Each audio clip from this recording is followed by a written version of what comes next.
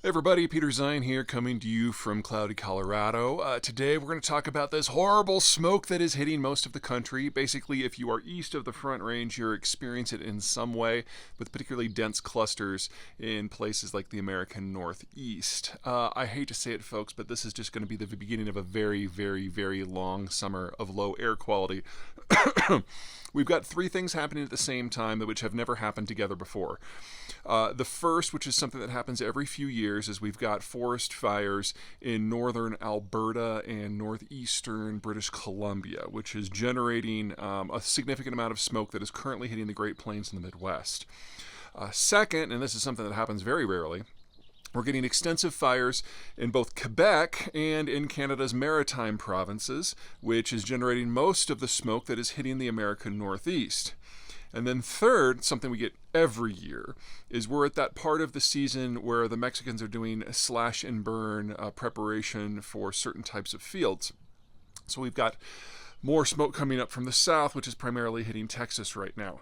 Anyway, all three of these are big enough that they had the potential to have a huge swath of coverage for the continent. And in a lot of cases, we're seeing overlapping layers.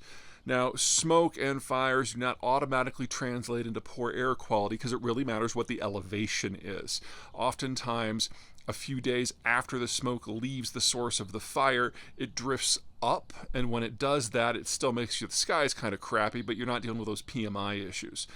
Because we've got three different sources in three different geographies, we're getting smoke at multiple elevations, which is making it more of a problem. So really all we're waiting now for is for the Californians to have smoke, but luckily they have had the wettest year on record so far, so the chances of me going backpacking in Yosemite this year are very low. There's still 40 feet of snow on the ground at high elevation, and so they're probably going to have a relatively wet and therefore not fire-filled summer. For those of you who are concerned about climate change, is that part of this? I'm going to have to say yes, for the simple reason that it's only June.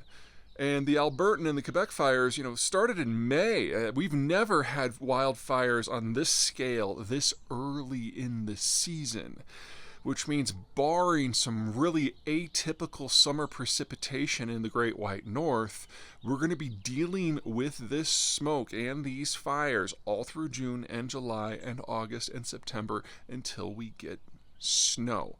We learned that over and over and over again with the California fires. You basically have to wait for Christmas for this stuff to get put out completely. So, if you haven't put a filtering system for your home HVAC in your Amazon cart, now might be the time.